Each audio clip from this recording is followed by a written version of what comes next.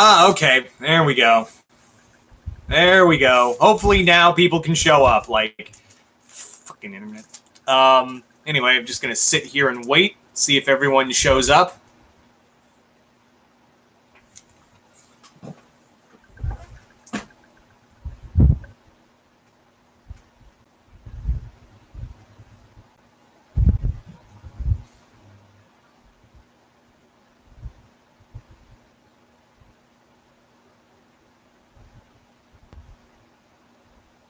With feeling this time. Hello, Cody. So that's what. Yeah. So finally, I think the comments are working. Fucking finally. God damn, live stream can be a fickle thing, can it? It be a fickle mistress with a dry pussy.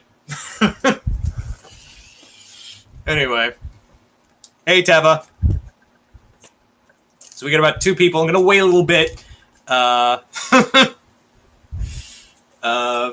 3 people. All right. 4. All right, we're getting somewhere. What? You didn't miss anything, Caleb. You didn't miss anything. Dr. Awesome was working on fan art. Hello, Dr. Awesome, and fan art. That's always good. Hope you all enjoy this this glorious comic haul because I got 6 books. I know I said it's a big haul. Well, it's a big haul for me. It's a big haul. So we got about 2 DC, 4 Marvel to cover. So I'm gonna wait a little bit to go further into the reviews because I know people are gonna want to check this out. So give it a little more time, let more people come in. But let's talk about you out there, the loyal viewer. What did you guys get? What did you guys get this pull list this week? Tell old DPZ what did you get?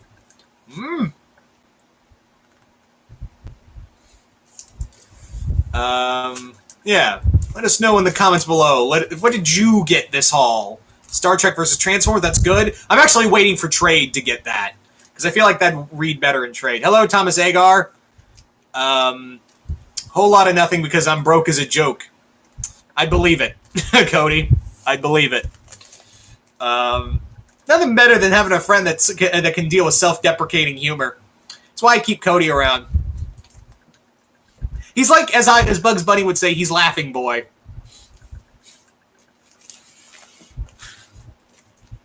I'm messing with you, Cody. I love you.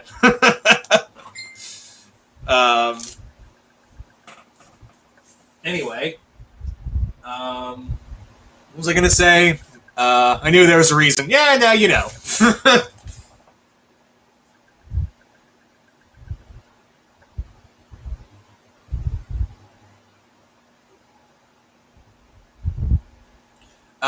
Let's see about thinking on doing Randy Cunningham versus Cell sketch. Dude, Cell would destroy Randy. Like, you just need to the sketch needs to be like Randy, like in Cell, like by the neck in Cell's grasp. Like in Cell's like, did you really think this through? Because like Randy's like, oh, didn't think this through. Yes, hi Teva. I think I said hi already to you. Anyway, so we got about 5 people. Oh, look at Teva, all self-validated. On Infinityverse, thank you, the fanfiction series. Hope you read Spotlight, by the way. I worked really hard on that.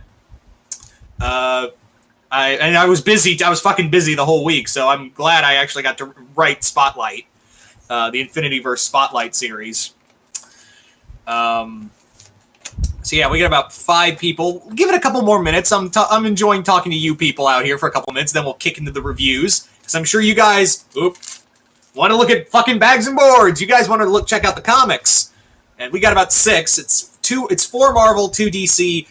Both the DC books are Batman books. I'm just going to tell you right now. So yeah, just letting you know right now.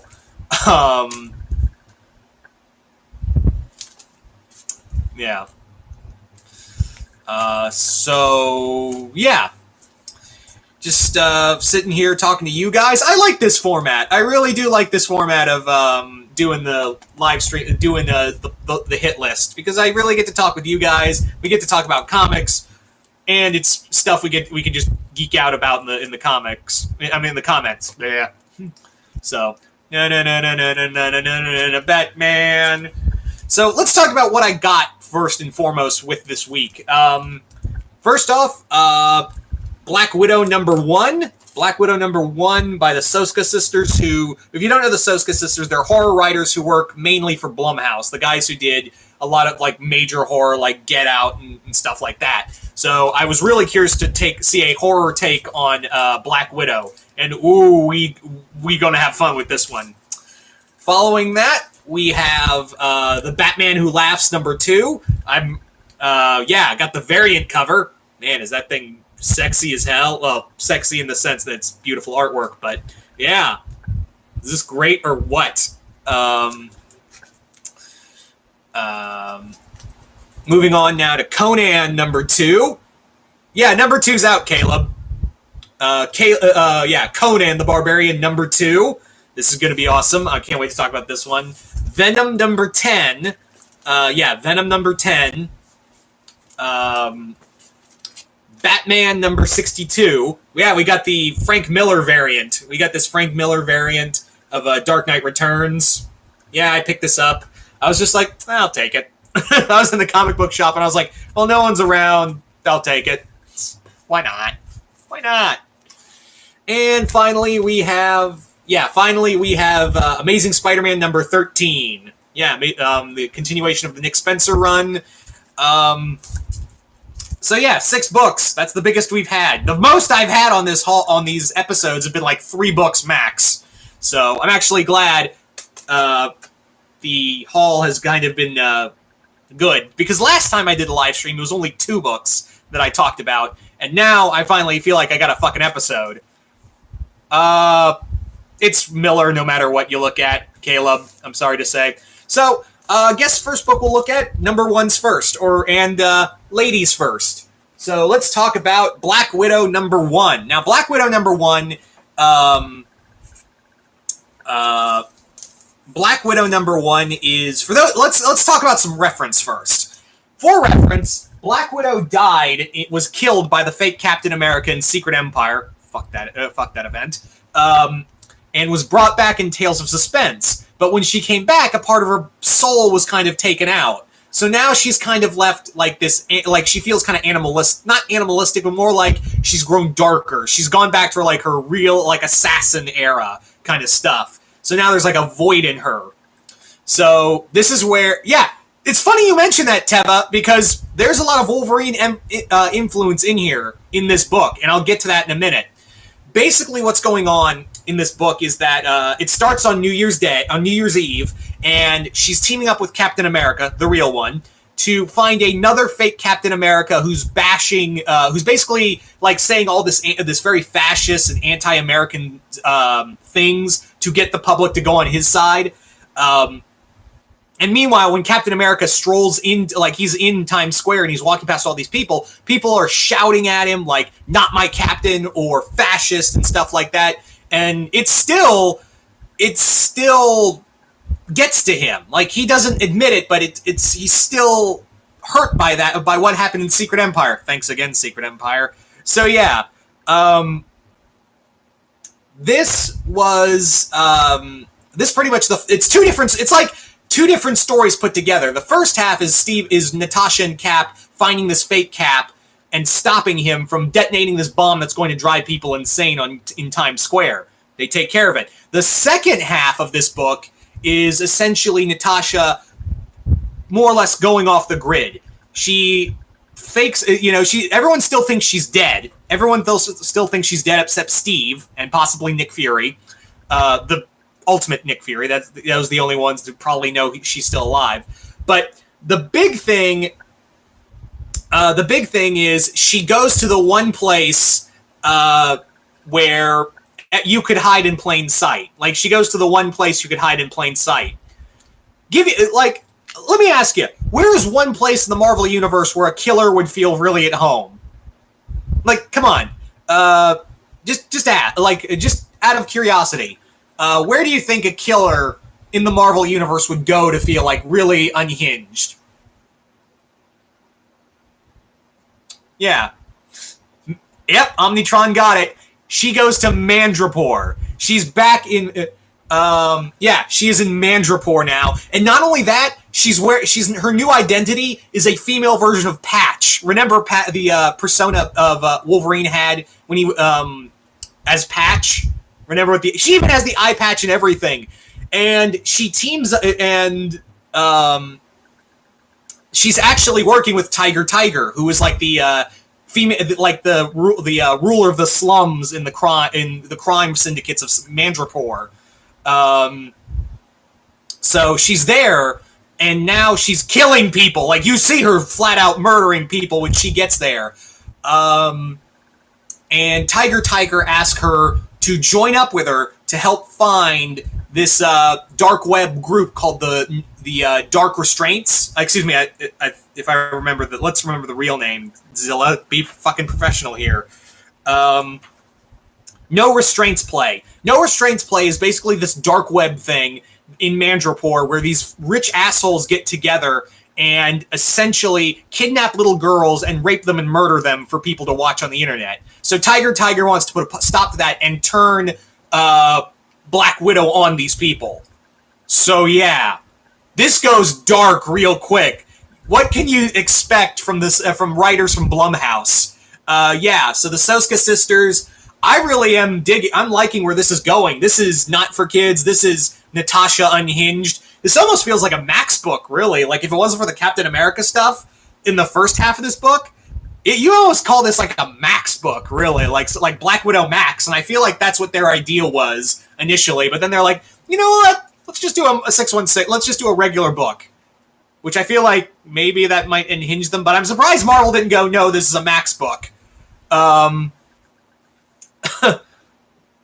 So this is really good. This was not on my pull list because I was wondering if I'd like this or not. Turns out, yeah, I really dig this. I like where this is going, so this is now on my pull list. My comics are taking my money. So next up is Batman Who Laughs #2. Batman Who Laughs #2. This, wow. I gotta say, Scott Snyder, Jock, yeah, you're really good at doing a miniseries, but you still kind of follow into Scott Snyder-isms, and I'll get to that in a moment. First off, I just love this variant. I love this little variant cover. Oh, it's so good. Batman Who Laughs #2 is dealing with, for a little headspace, let's talk about the previous events of the first issue to catch everyone up. In the first issue, basically what happens is that the Batman Who Laughs and another Batman called the Grim Knight have attacked Gotham and are hunting Joker and Batman, and they're looking to destroy Gotham along the way because fuck you. Because fuck you, Bruce Wayne. Also, Bruce Wayne has discovered that different versions of himself are being murdered all across Gotham, and their bodies are being put all across all of Gotham. But the interesting thing is that all these Bruce Waynes who are dying are all Bruce Waynes who had, like, happy endings. Like, all of them had all these happy endings, and they're being killed off, and we don't know why. So, yeah. Also, to add insult to injury, the Joker was shot and bleeding to death in Batman's cave, and when he was dying, a Joker toxin flew out and hit Batman, and now he's slowly turning into a version of Batman Who Laughs. Because Joker says that's the only way you can beat the Batman Who Laughs is to become him. So I was like, oh, shit. So now we've caught up with that. You know, those are catched up. Now we get to this. Oh, boy. So, yeah. What I like about Batman Who Laughs is that the Batman Who Laughs himself is not the main focus of the story. He's more like the monster in the shadows, like a slasher villain. He is he's a monster that is, like, you do see him, and you do see him flat out fucking murder people, but yeah. This book takes place, and Batman is now pumped himself so full of Joker anti-venom that that even then he can't stave off the Joker virus in his body. The best he can do is like a week, maybe 2 weeks at best before this thing takes over him. So in that time frame, he's got to fight through it and stop the Batman Who Laughs and find a way to cure himself from all of that. Meanwhile, Alfred is taking care of taking care of the Joker in the Batcave to keep him alive, because Batman's like, you don't kill him, even though Alfred's like, that's the most sane thing we could do, is let this fucker die. And I'm like, yeah, just let him friggin' die. Yeah, but we also get some stuff with Gordon and Gordon and Batman, excuse me, and there's some great moments in here between Gordon and Alfred. Damn it, Batman! Shit. Sorry, I don't know why I keep saying Alfred. I apologize. But yeah, what basically happens is that he's dressed up as Bullock. Batman is dressed up as Bullock, and they're investigating a new dead Batman, a new dead Bruce Wayne, and they're just like, "What the hell's going on?" And everyone's like, "It's the Batman Who Laughs who's doing this," because yeah, Dark Knight's metal was totally a thing. But yeah, there's a great conversation I love between them, and Gordon says, there's someone I think could help us stop the Batman Who Laughs that's not the Joker, but it's someone who's just as crazy. And I don't want to spoil who that is, but if you know Scott Snyder's run, then you know who I'm talking about, of who exactly Gordon would go to that is just as, if not crazier, than the Joker.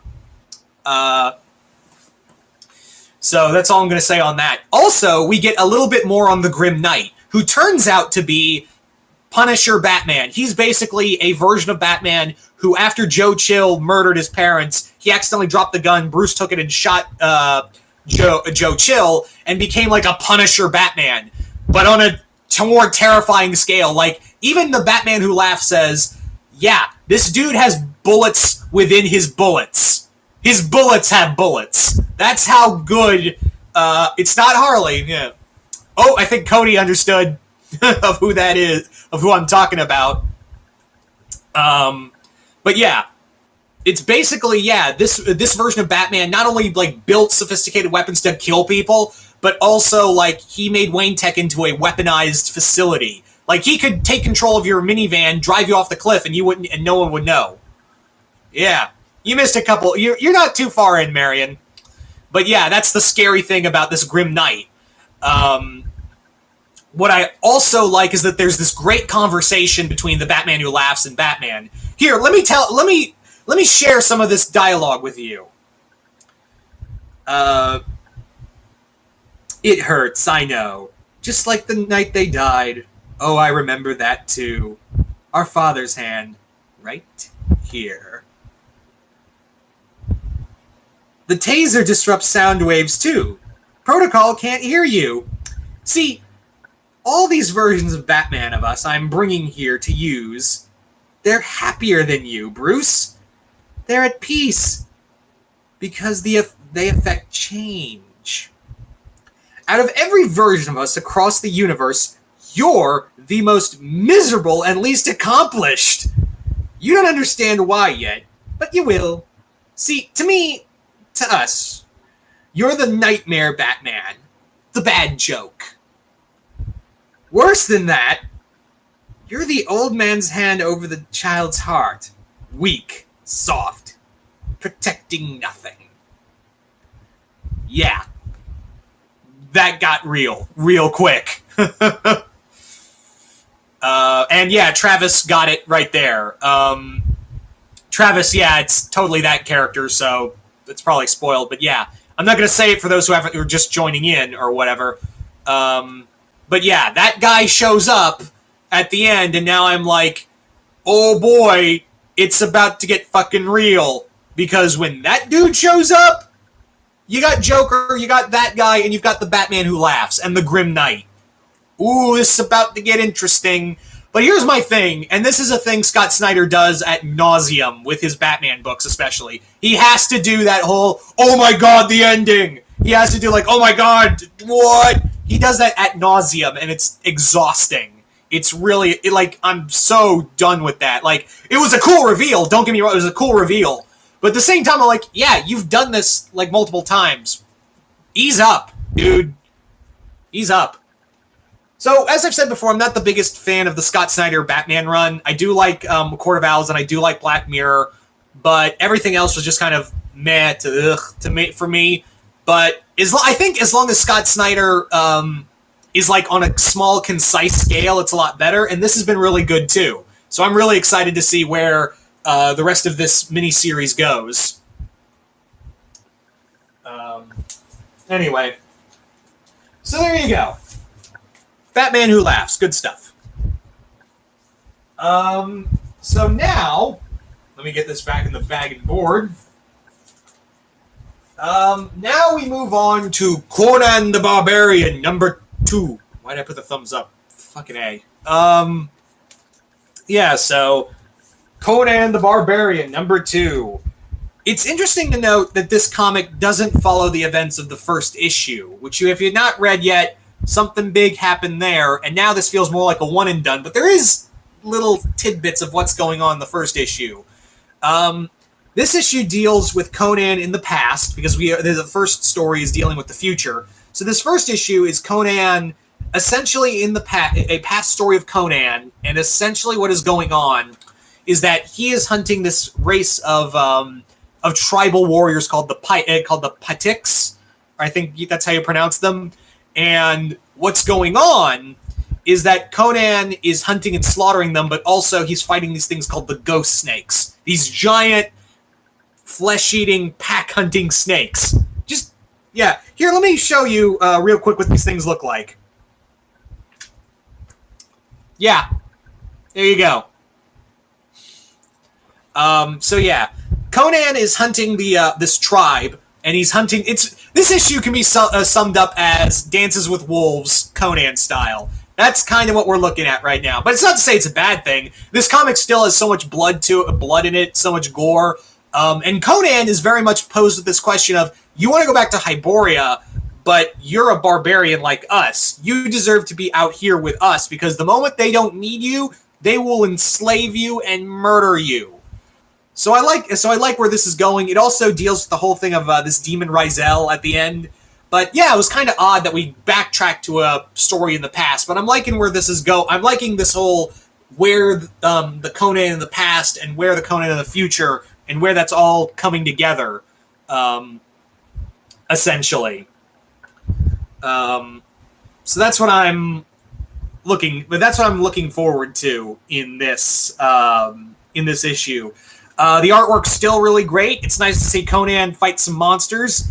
Like I said, it's very reminiscent of Dances with the Wolves, but we've seen that story 100 times, so it's no shock to anybody of what it is. So yeah, all in all, it was a pretty solid read through. I enjoyed it. It's Conan the Barbarian back at Marvel, and Jason Aaron's doing a damn good job with it so far.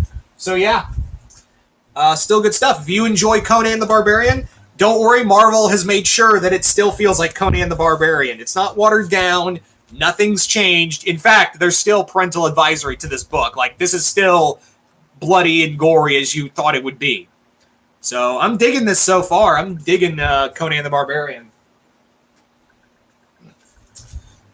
All right, so we move on now to Venom number 10. Yeah, Venom number 10.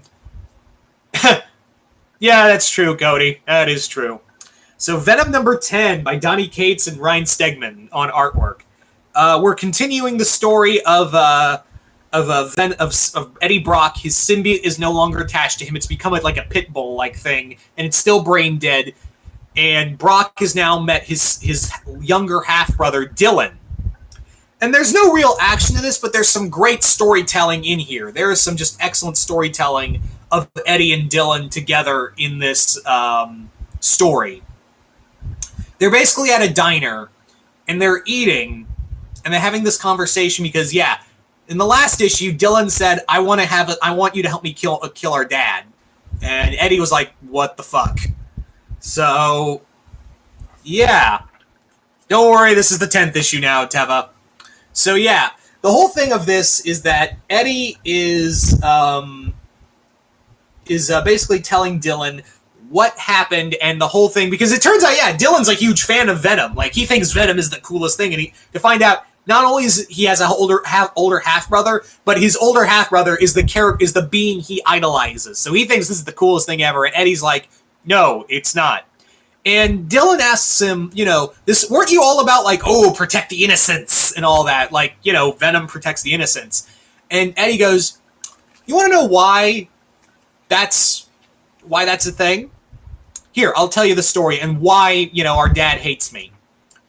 So we find out that when Eddie was younger, like in his teens, he was driving drunk home one night and he stole his dad's car. But when he was driving home, he ran over his neighbor's young son. He hit and killed him. Dead on. So when the cops came along, Eddie, now remember, before Eddie's dad went bankrupt, he was a very, important person in the community. So what happened was that, and I'll explain, and I'll say it too, like, the comic says it right here. It says it right here. And this is going to sound fucked up, but this is right from the comic. I was young, white, and the son of a rich and powerful man in the community. And I went, wow, you went there. So basically, his dad, paid off everybody to make sure his son didn't go to jail. Not for his own sake, but for his dad was the high member of the community, and he didn't want a black mark on his record, basically. So this is where the part where it gets fucked up. Eddie actually said, I deserve to be punished. I want to say guilty. I'll go to jail. I murdered a kid. That's not cool. And his dad just beats the shit out of him saying, what are you? Until Eddie goes, I'm innocent. And there's this great moment in here where Eddie, after getting beaten up, keeps repeating, I'm innocent, I'm innocent, I'm innocent, I'm innocent. And then we come to the crux of why Eddie is the way he is, of why he was an anti-hero as Venom. To protect people from monsters like him. And I was like, wow. You made Lethal Protector mean something. Wow, Donny Cates. Respect.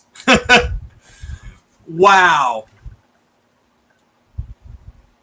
That was... holy shit. Wow.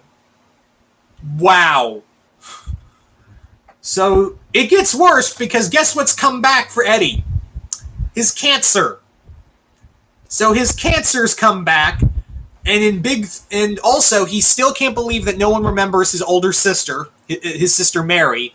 His memories are starting to fade in and out, and not only that, like he hallucinates he's being attacked by Null, and nearly kills Dylan by strangling him out.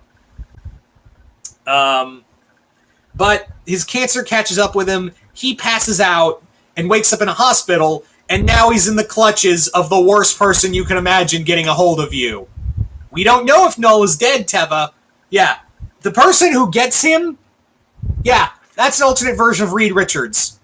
Yeah, that's one of the Council of Reeds.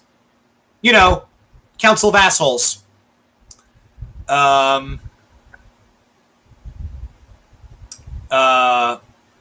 Yeah, the Maker. Yep. That guy. Because, yeah, that guy fucked with Eddie before, and it fucked up the symbiote before. Yeah, he was that is the ultimate, this is the ultimate Reed Richards that's fucking with Eddie right now. So, to recap, symbiote's brain dead. No one can remember his sister. His memories are falling in and out. He has cancer, and now he's in the clutch of the ultimate version of Reed Richards. Oh, and to top that off, on this little shit, on this shit burger, the little rotten pickle on the shit burger, Carnage is coming back. Carnage is coming back, and he's taken over the underground city. He's taken over the underground city in San Diego. San Francisco. So, yeah. Welcome to Brock Bottom, Eddie. Population U. Yeah. That's the scary thing, is that you thought Born Again, Matt had problems in Born Again, and he did, and he came over. Eddie, like Donny Cates looked in Born Again and went, I can do that on a grander scale. No, the symbiote was keeping the cancer at bay, it turns out. Even as anti-venom, it was keeping it at bay.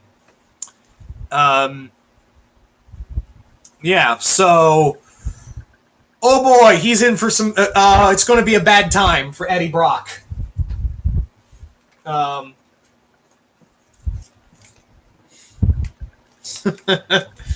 Yeah.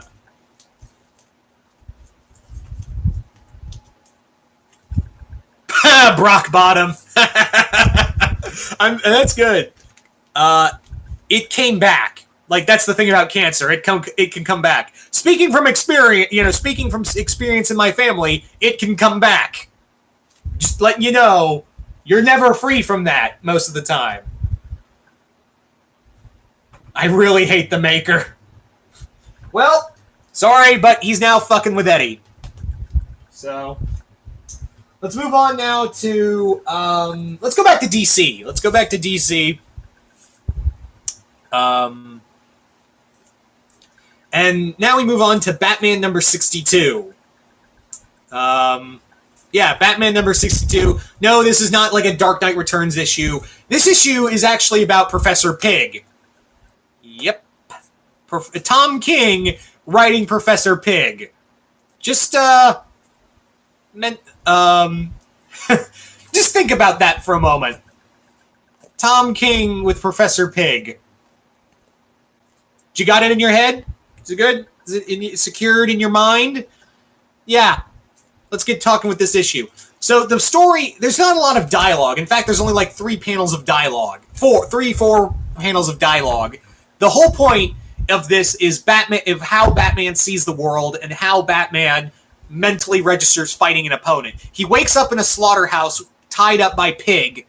And it's him more or less getting his anger out. Like he has gone through the ringer, guys. Bane has essentially pulled all the strings on Batman's psyche, and he is borderline he is straight up unraveling. What he did with KG Beast in the storyline with Nightwing, what he did a few other times, yeah, he is mentally just gone right now. So Bane's essentially broken him. Bane now has control over Gotham and Arkham from the shadows. But at the same time, we also have Batman's we have the Flashpoint Batman, Thomas Wayne, in the main universe now, and I'm wondering how that's going to play out, because this deals a little differently of Batman's psyche and where we're going. Before Bane broke the bat, this time he breaks the man.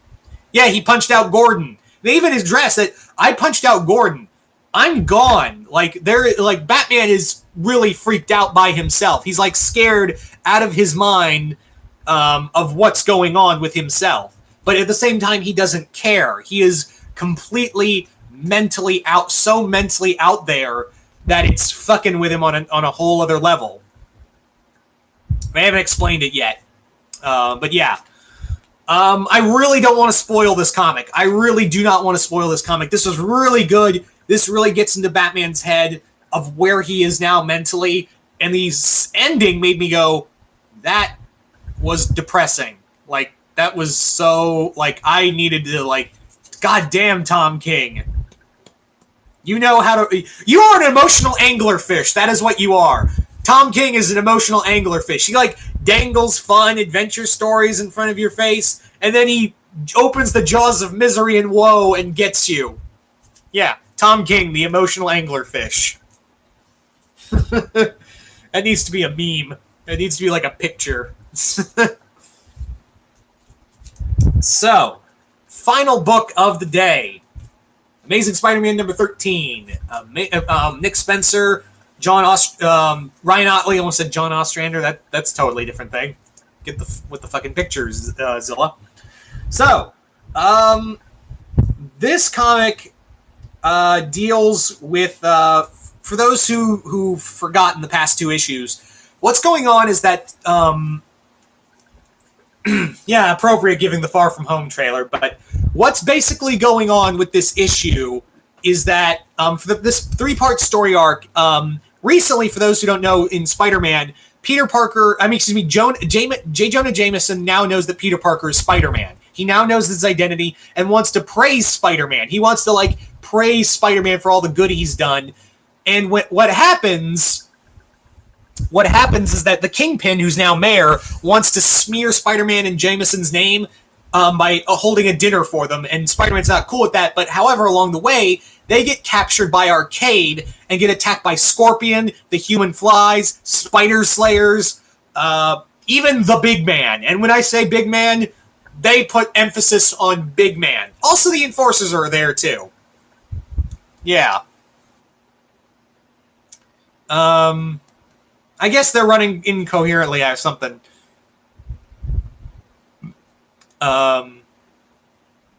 Also, what I like, backtracking really quick to Batman, is that they explain, they do the Greek myth of Pygmalion, I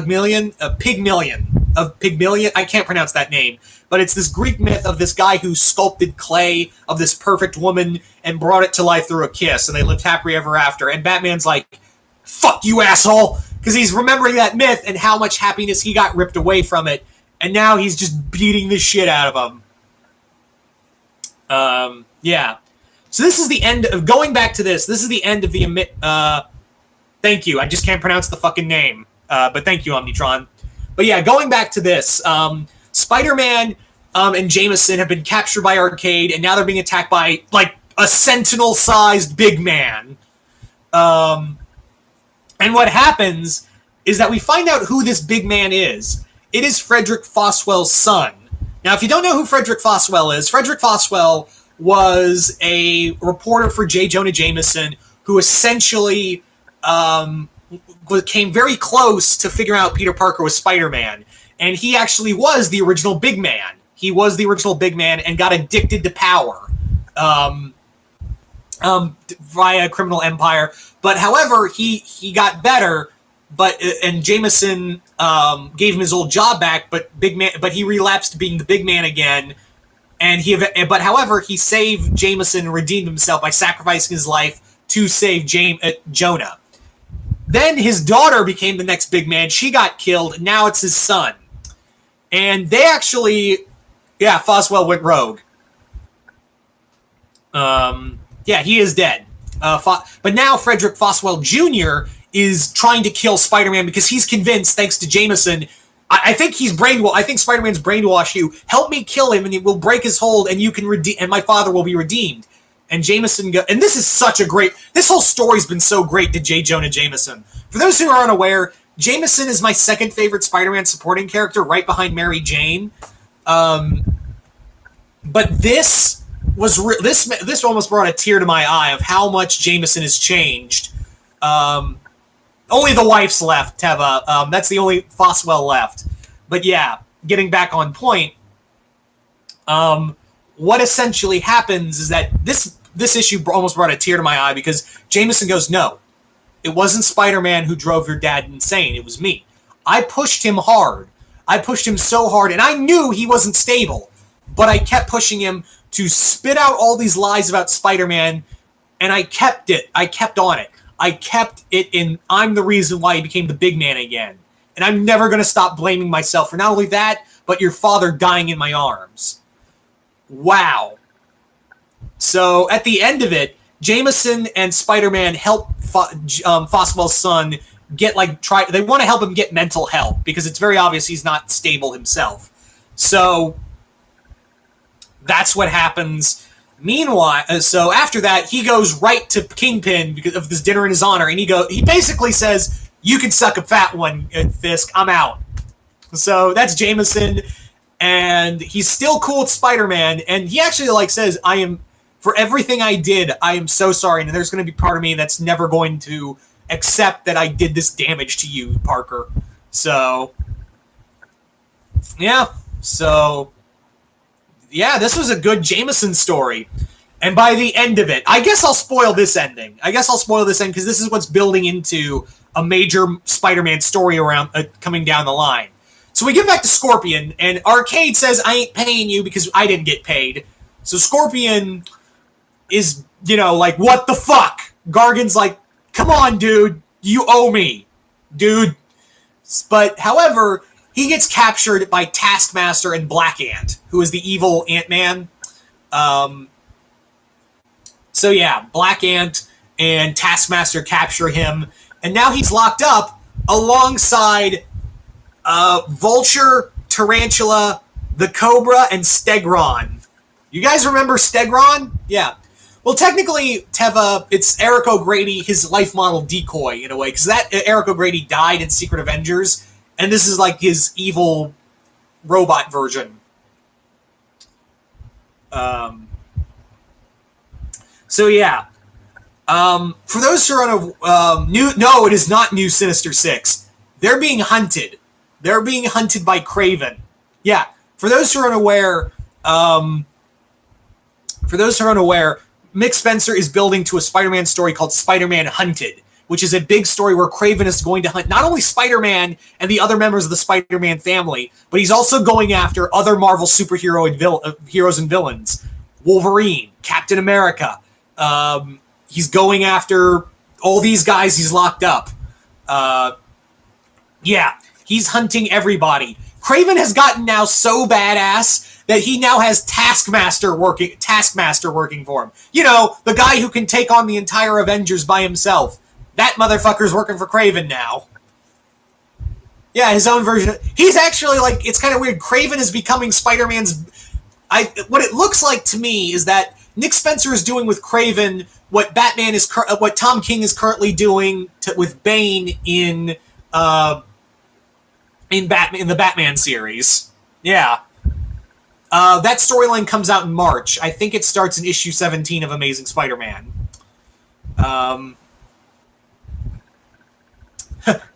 Kraven is now doing Grim Hunt, but better finally. Yeah. We've been waiting since Grim Hunt for a good Kraven story, so finally we got it. All right, so that is all the books. That is all the comics right there. Yay. So, what was my favorite book out of all 6 of these? This is a tough one, guys. I gotta be real. All of them were pretty goddamn strong. They were all really great, but this just hit home. Like, this was just beautiful. Like, this issue, Amazing Spider-Man number 13, was a great issue. I loved it. It was even if you hate J. Jonah Jameson, this 3-part story arc will bring you on board for him. But this was really tough, guys. This was a really good haul for 6 issues. I love the hell out of this, guys. This was a great haul. And all of these comics come from my local comic shop called Uncanny Heroes in Lakeland, Florida. So if you're ever in the Lakeland, Florida area, go check that out. Well, actually, no, it's moving to Tampa. The store from my guy told me that they're closing the store down and moving to Tampa, but they're still going to work stuff out so they can still send people comics. So hopefully that works. Oh, okay, Omnitron. That's surprising. So they're but now I'm friends with the guy who works there, and he's promised to give us shout outs on for Comic Youniverse. Yay. But yeah, hopefully they can come through and still send me issues, because I really want to support them. I really do want to support them. They've been nothing but nice to me since I've started a pull list with them. They've been really fun to hang out with. Uncanny Heroes, small time, but they're really good. They're really nice guys all around. So I'm really thankful for these guys, and thankfully I've been getting these books. Just nothing but love for Uncanny Heroes. So hopefully they can pull through, and I can still get issues to review for you guys. You know.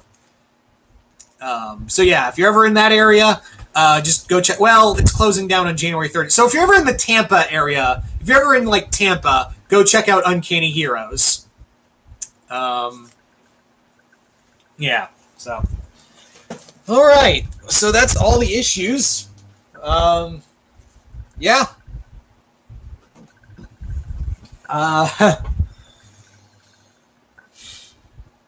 Oh man, that was a big haul, right? Oh man. So, I guess I'll shoot the shit for you guys for a little bit. Why not?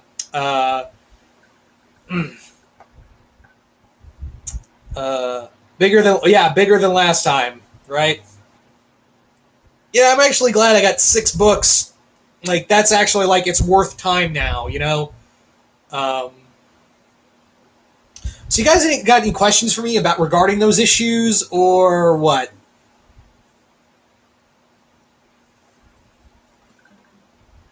Well, snapped. Yeah, he snapped. He's snapping. Ugh. Anyway, so how are you guys? I guess I'll stay with you guys for a couple more minutes because I actually got shit to do today. I read Super. Well, surprise! It was Bendis. Rank them. I guess Amazing, Venom, Black Widow. Well, Batman Who Laughs, then Widow. It's so fucking hard. I guess like the weakest of them would, and not by saying much. The weakest among them would be Conan because it was just Dances with Wolves, the Hyborian Age. But at the same time, it was not to say it was bad. It was just the weakest of the bunch. I felt. Um, yeah, I'm surprised you. That's why I don't read. That's not. I'm not reading Superman. Saw Reign of Superman, and that was Reign of the Superman. That was awesome. I'm looking forward to watching that. Well, that's good, Marion. Anyway, so what was I gonna say? For those who are watching my comic reviews, my reviews for Prophecy and Volume 1 of Moonshine are out. If you haven't seen them already, you can go check them out on our video list. Next up will be Moonshine Volume 2. Reading that right now. I've been really enjoying it. Brian Azzarello is doing a really good werewolf story.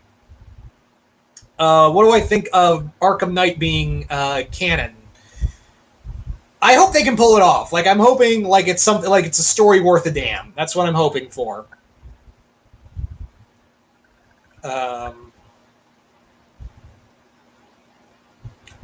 Was it? Yeah, I think I know what you're talking about, Caleb. And I was like, wow, okay, that's pretty cool.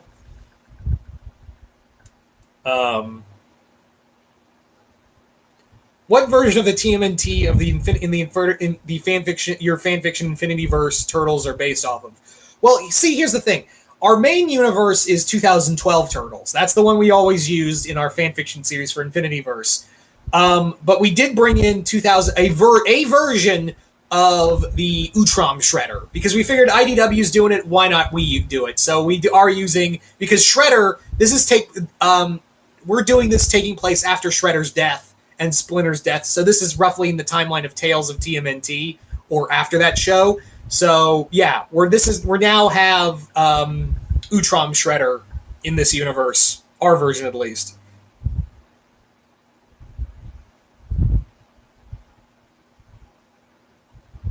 Also, Bat Punisher feels less interesting version of the Batman Dwayne McDuffie did in his run in Justice League. Yeah. Well, they haven't done well. Grim Knight. I'm hoping they do more with him. There's still 4 more issues to go.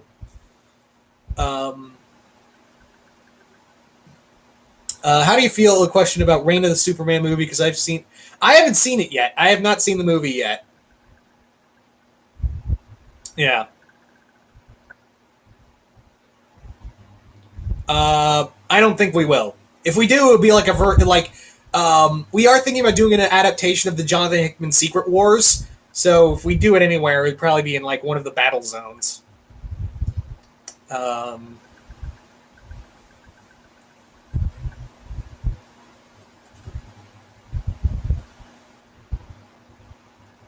Yeah.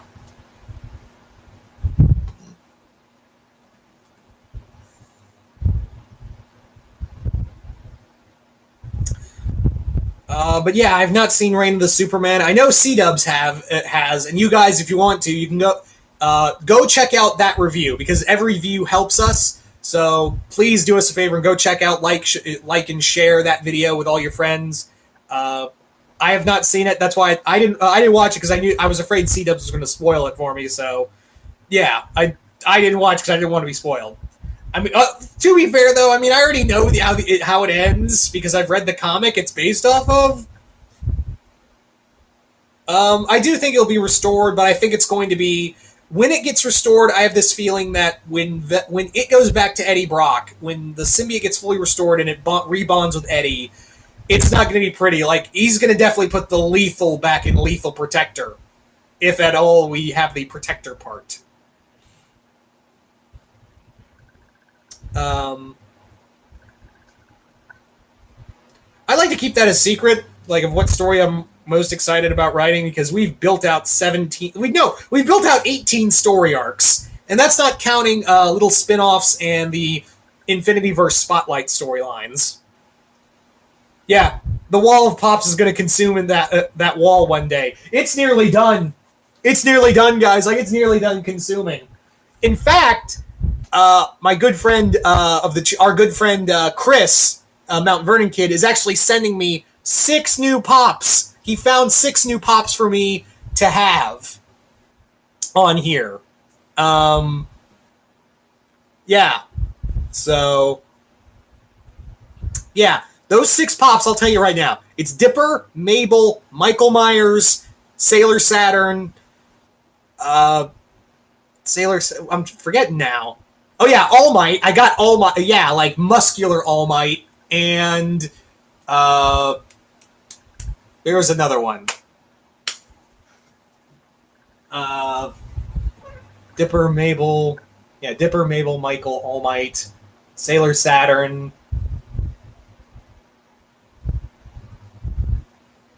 I'm forgetting the last one.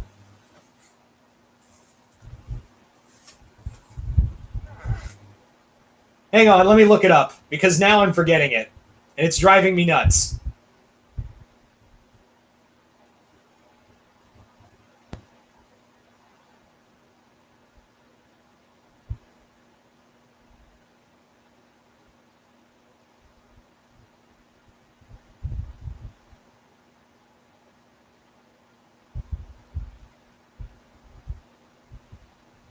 Oh, I've got something else to tell you, by the way, when I figure this picture out, because now it's driving me nuts. I got something else pop-related that I need to get off my chest.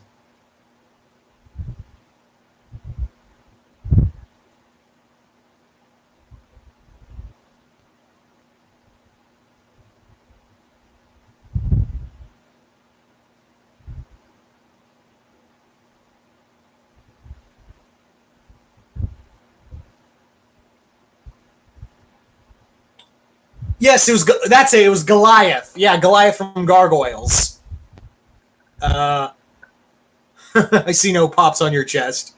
Yeah, so for reference, for all, it's Sailor Saturn, Goliath, Michael, All Might, Dipper, Mabel. There you go. Also, so let's get on to the other story. Here's what happened. So, for those who are aware, as the Avatar pops are out, and Azula is a GameStop exclusive. And I had to jump through hoops to pre-order the Azula pop at my local GameStop. And you want to know what happened? They gave it to somebody else. Because they said, oh, that was me. I totally had that pop. That was me. They didn't check any name. They didn't check for phone number. They just assumed it was me and gave it to him. And that was the only one they had. They're not restocking anymore. They're all sold out. I have looked at every fucking GameStop. Yeah, everywhere. I have gone to every GameStop where I possibly can. There is nothing. Yeah. Yeah. So I was justifiably pissed off. And I threw a shit fit until they paid me back. I'm not pre-ordering shit from them again, because that's asinine.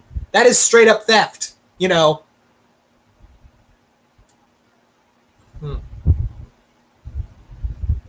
Yeah, so that was bullshit. That was the one pop out of the Avatar series I wanted, and I jumped through fucking hoops to try to get.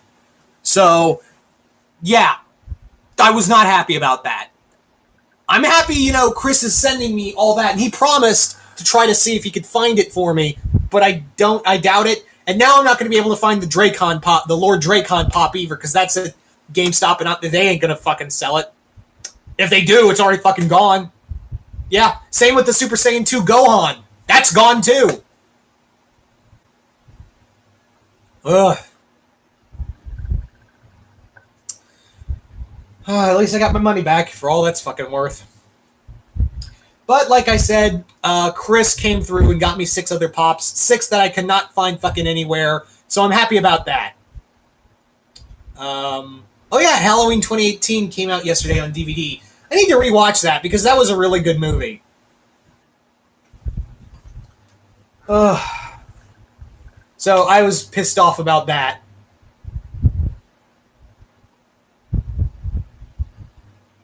We're not doing comic characters in the Infinityverse fanfiction series, Omni.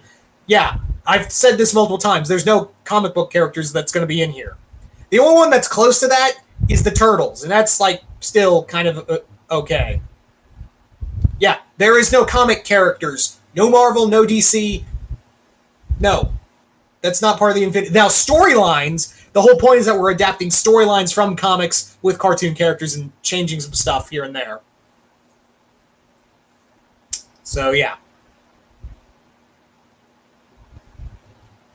Yeah. There is nothing. You get nothing. You lose. Good day, sir.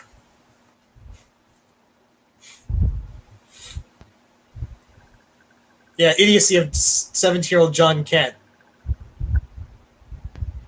Oh, man. Anywho.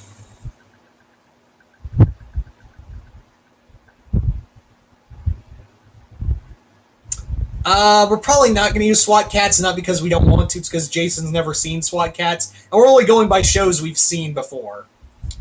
Which is kind of funny because it's kind of funny that we have the characters from Scooby-Doo in the Ghoul School, but we've made them like, we've altered them that they're now like, they're like a monster version of X-Men. Which is kind of funny, but at the same time, like this, we're like, we were talking about, I was like, this is kind of badass. Yeah.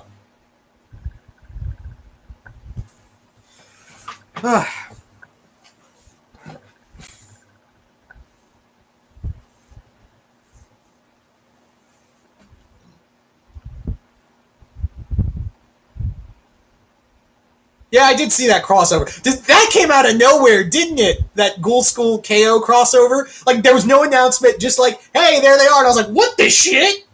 I was like, what the shit, man? Yeah.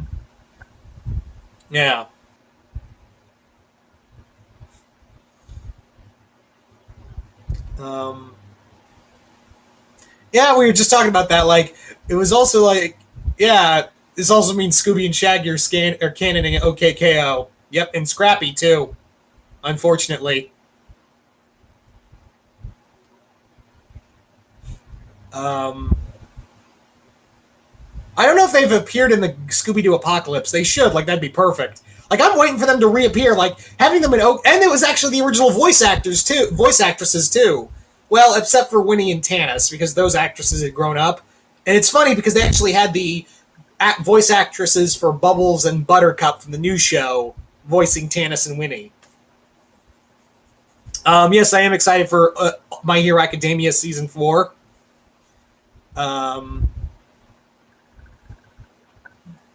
Yeah, so I am excited for that. Also, it's come to my attention that I need new shirts. Not because I'm growing out of them, I'm just so fucking sick of having Deadpool shirts.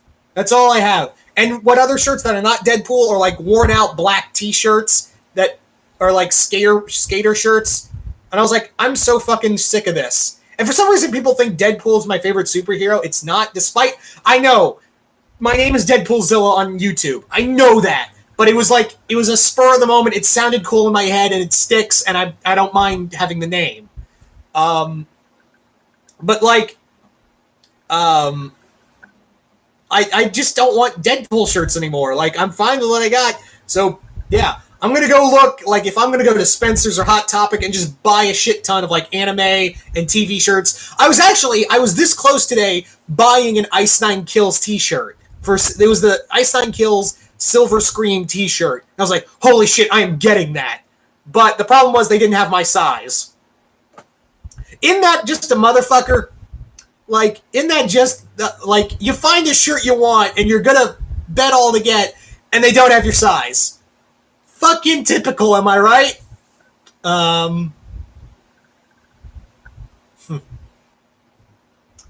Yeah.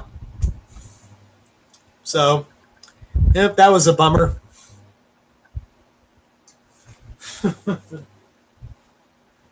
Anywho. It was in small.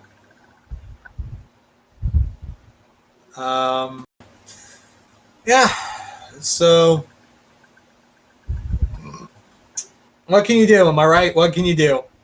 So next time when I get paid or have extra money lying around, I'm just gonna go shirt shopping at Spencer's. Like, go to my nearest Spencer's, buy a shit ton of shirts. Like I like they've got an Ed Nettie shirt that I really want. They've also got like a bunch of other like Friday the 13th and shit. I'm just gonna buy all that and just be like, mine now. This is mine. Mine now.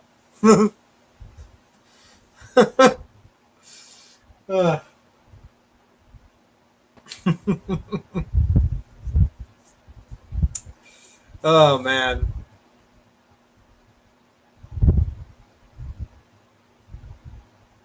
Oh, that's cool. He's like Deku and Billy Batson is All Might and Captain Marvel, and All Might is Captain. Ah, that's really cool. Was that from Ripped Apparel? Um, yeah. Well, I actually just looked at the time and I got stuff to do today. I've got a lot actually, so I am gonna go. I'll see you guys later. This is a lot of fun. Hopefully, I can keep this up. This has been a lot of fun. It was great hanging out with you guys reviewing comics. Yeah, so once again, hope you all enjoyed this, and we will see you right here once more here in the Youniverse.